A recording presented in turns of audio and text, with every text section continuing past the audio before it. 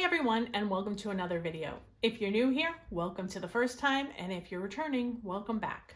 I'm Sarah. I'm a multi-genre author of romance, fantasy, and horror books. As an independent author and self-publishing, I'm responsible for all my expenses.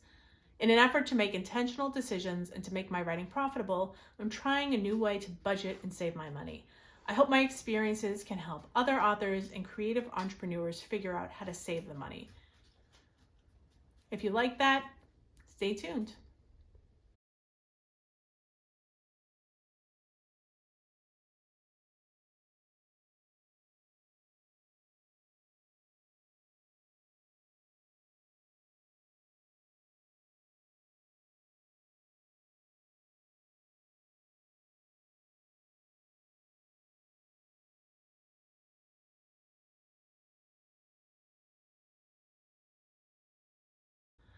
So welcome back to everybody who's here. Today, we're going to talk about the 100 envelope challenge because a lot of people do it and I decided it was a good idea because I'm me. This channel, for those who don't know, is typically dedicated to my horror and fantasy books, but I also write romance. I write horror and fantasy under the pen name Sara Marks, and then Sara Marks for my rom-com. Links to all of it will be below in the description, so that you can go and check those books out if those are genres you like reading. But I also have links to my Etsy store and webpage and Patreon if you want to support me in other ways. The best way to support me, aside from subscribing to the channel so I can get my numbers up and get monetized, but not my priority, the best way to support me is to buy books and to support me on Patreon by contributing monthly to help me support the books. That is the money I use to stuff every month. So buy books. Books are great, and if you don't read, I appreciate you still.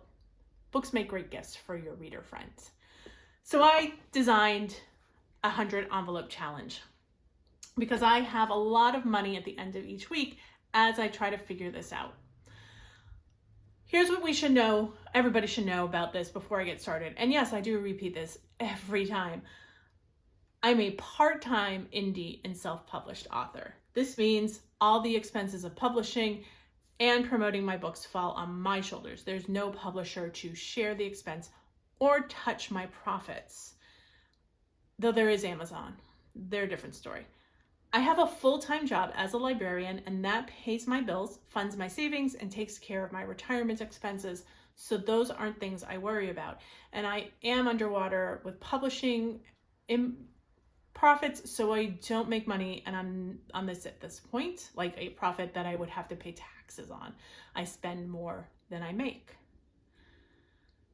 But for these videos, I primarily only share what I'm making from my creative business as an author and share that in these videos.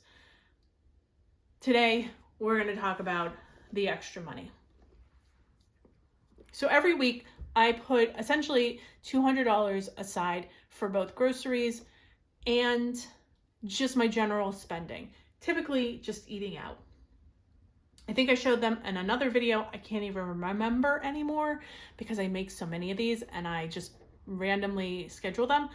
But at the end of each week, I take the money out and I made the decision that anything that was rolled over at the end of each week would go into this. And then I watched videos about the 100 envelope challenge and I wanted it. So I made myself some envelopes because I have an astronomical amount of stationery supplies, including very pretty cardstock. So, and I bought nothing to make these. I had the laminator and the laminating sheets. I had the paper. I had the markers. I had the box.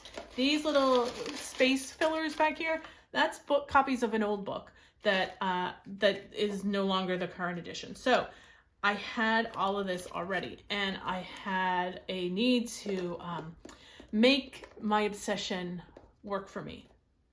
But then I wondered how I was going to save it. How was I going to add this savings in? And what I decided to do was to use that rollover money and put it here each week instead of directly into the budget. One of the reasons is because when I'm done with this is gamification. Gamification, always fun for some people, and I am one of them. I like to gamify. I like to see change in my life. I like to feel like I'm making an impact, even when it's meaningless. Like, I'm the person who's like, I got to read 50 books a year. What does that mean? What difference does that make in my life other than getting through my to be read list? It doesn't have meaning, but this has meaning. At the end of this, I will have over $5,000. My book budget for a year is about $5,000. So I'll have some left that can go to credit card debt, savings building, other sinking funds.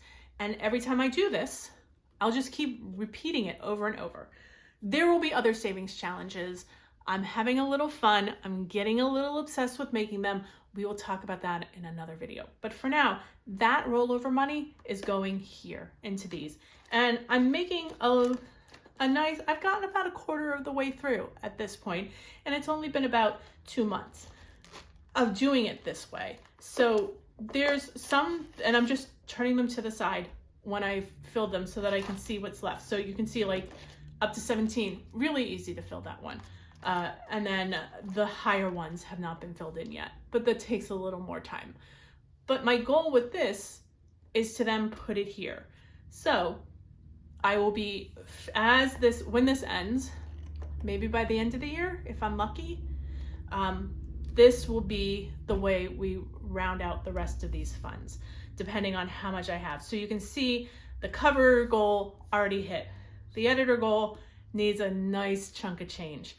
The annual funds will get there well before the end of the year. Rent will need a big lift.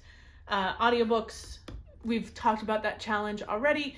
Yes, some of this might go to that, but there are other things that might go to that. Also, my events, my ads, a lot of this might go to advertising because I need a nice cushion to feel comfort in doing that again. And then some of these little things like giveaways and support will be really well funded with this money. So I'm doing the 100 envelope challenge. If you have any tips, I'd love to hear them, not just in how to put more money aside, but how to feel like I'm making a bigger impact, especially in these higher numbers.